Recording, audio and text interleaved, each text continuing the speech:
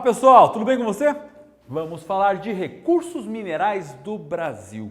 Mas para entender sobre esses recursos, essa riqueza que nós temos aí no nosso subsolo, é necessário entendermos um pouco de geologia e entendermos aí sobre estrutura geológica. Nós temos aí os principais minerais brasileiros, que eles são os minerais metálicos e os não metálicos. Os minerais metálicos vão ser encontrados nos embasamentos cristalinos do Brasil, enquanto que os minerais não metálicos vão ser encontrados nas bacias sedimentares. Afinal, como é isso? O que é escudo cristalino? O que é embasamento cristalino? O que é bacia sedimentar? Vamos falar de estrutura geológica, característica de como é que essa rocha se formou. E ela se forma basicamente por características de rochas metamórficas, rochas magmáticas, rochas sedimentares. Se a gente levar em consideração, nas áreas onde nós temos os embasamentos cristalinos, são feitos de rochas magmáticas e rochas metamórficas, que com o tempo sofreram um certo processo erosivo, mas em grande parte se manteve bem preservada. E dessa preservação, essa rocha, ela tem ali uma grande quantidade de minerais metálicos extremamente importantes e valiosos para a economia e para a produção do nosso país. Dessa maneira, então, nós vamos ter essas características formadas aí ou por movimentos de processos vulcânicos antigos, ou derramamentos basálticos, ou formações aí de epirogênese, que são movimentos verticais, que vão trazer aí essas rochas que foram se modificando na própria crosta, mas elas se elevaram com o tempo e dessa maneira então acabaram ali sofrendo esses processos mínimos de erosão. Agora, nas áreas mais baixas, nas partes ali onde temos mais as depressões e as planícies, aqui normalmente temos áreas de planalto, importante lembrar, vão ter aí formação das bacias sedimentares, que tem como principal fator a formação de rochas sedimentares. E aí a gente vai ter rochas detríticas, rochas químicas, rochas quimiogênicas ou químicas, rochas formadas aí pelas orgânicas, também chamadas de biogênicas, então vão ser organizadas em todas essas partes aqui, certo? Na parte mais escura. Percebam então que existe uma característica importante, não temos aqui faixas orogênicas no Brasil, então ela é formada por esses dois tipos aqui de estruturas geológicas, embasamento cristalino e bacia sedimentar. Esse embasamento cristalino, como eu já falei, formaram aí principalmente as regiões de planalto. Planalto que é? Aquelas elevações de relevo acima de 300 metros de altitude. E quando nós temos aí essa elevação acima de 300, ela tem uma predominância do processo erosivo.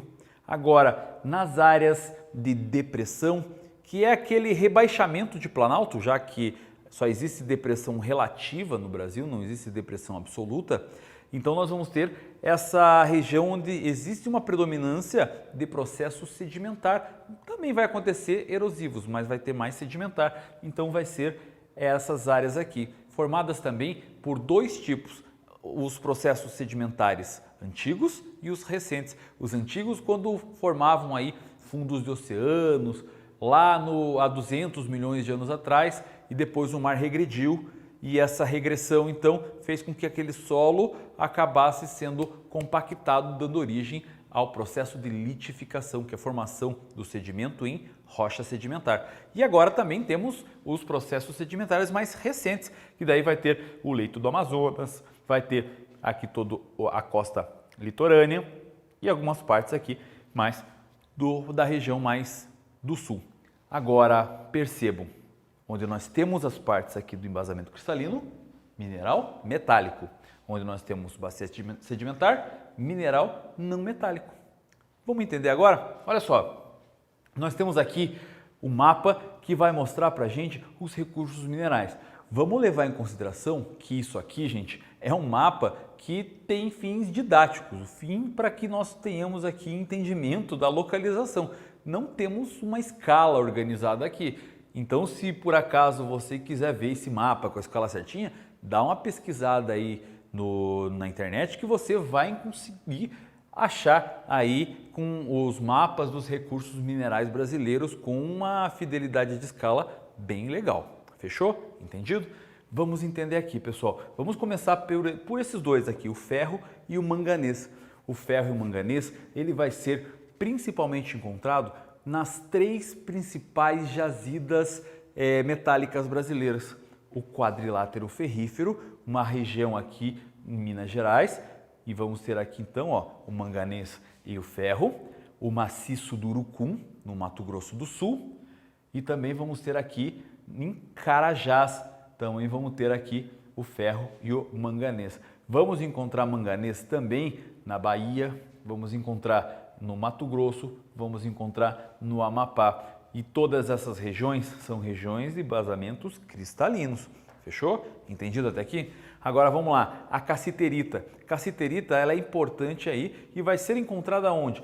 Em Rondônia, vai ser encontrado aqui no Mato Grosso, no Amazonas, em Goiás e também na região aqui de Minas Gerais. Percebam que existe um caminho aqui, onde ela acaba seguindo, fora também aqui na região do Carajás. Bom, a bauxita. Bauxita é aquele minério onde vai ser produzido o alumínio.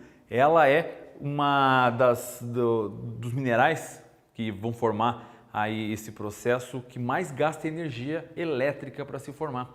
Muita energia é utilizada para se transformar a bauxita em alumínio.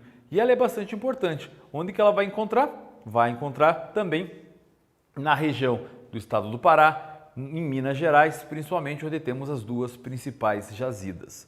Agora, o níquel, que encontramos aonde, por exemplo? Principalmente na produção de moedas e junção de jazidas, nas jazidas metálicas para a produção de ligas de metal de aço diferenciados. Então vamos perceber que essa produção de níquel ela também é importante no Pará, em Goiás, temos aqui no quadrilátero ferrífero e também na região do Piauí. Vamos entender aqui que o ouro também um metal extremamente importante para a fabricação de joias, para a fabricação aí de coisas para ornamento e também para sistemas de informática. Os eletrônicos, que são componentes eletrônicos que são banhados a ouro, ele tem uma melhor condução elétrica e muitos deles acabam usando o ouro para fazer esse tipo de componente eletrônico. Nesse sentido, então, o ouro acaba sendo bastante importante e vai ter aí sempre uma formação nas áreas de embasamento cristalino. Olha aqui, Rondônia, Mato Grosso, Goiás, Minas Gerais, vai aparecer sempre nessas áreas de embasamento cristalino, certo? O cobre vai seguir a mesma lógica, só que o cobre ele vai ser mais espalhado. Pontos aqui na região do Carajás, parte aqui no norte da Bahia, parte aqui em Goiás e também vai ser encontrado nas áreas de embasamento cristalino aqui do Rio Grande do Sul. Olha que coisa interessante. Bom, dessa maneira chegamos aqui ao zinco. O zinco também vai servir para a formação de ligas de solda principalmente. E essas ligas de solda e também para fazer outras ligas metálicas como o bronze vai ser utilizado, o latão vai ser utilizado o zinco, que vai ser encontrado na Bahia e na região de Minas Gerais. Essa parte então dos minerais metálicos. Agora, os minerais não metálicos são aqueles que vão ser encontrados nas bacias sedimentares, onde foi organizado toda essa formação a partir das bacias sedimentares. Vamos ter aqui os minerais não metálicos, mas também formados os principais minerais que dão origem aos combustíveis, os combustíveis fósseis. Todos os tipos de rochas que dão origem a características aí orgânicas, as sedimentares orgânicas, elas vão ser, na grande maioria, a produção de combustível, o carvão principalmente. O carvão, então, vai ser bastante percebido aonde? Nas áreas de bacias sedimentares antigas no Brasil, que é essa parte aqui, onde temos uma grande área aqui de reserva carbonífera entre Rio Grande do Sul, Santa Catarina e Paraná. Vamos ter aqui em Mato Grosso também essas reservas carboníferas. O petróleo vai ser importante na região da Bacia de Campos, na Bacia de Santos, por exemplo, onde encontramos o petróleo do pré-sal e do pós-sal. Importante, processo importante, recurso natural e de riqueza do Brasil, que vai estar aqui, ó, no litoral da região sudeste brasileira, que vai ser uma das principais regiões de exploração de petróleo. Vamos ter também no Amazonas em menor quantidade, mas nas bacias de Campos e bacia de Santos vamos ter bastante exploração de petróleo nessa região.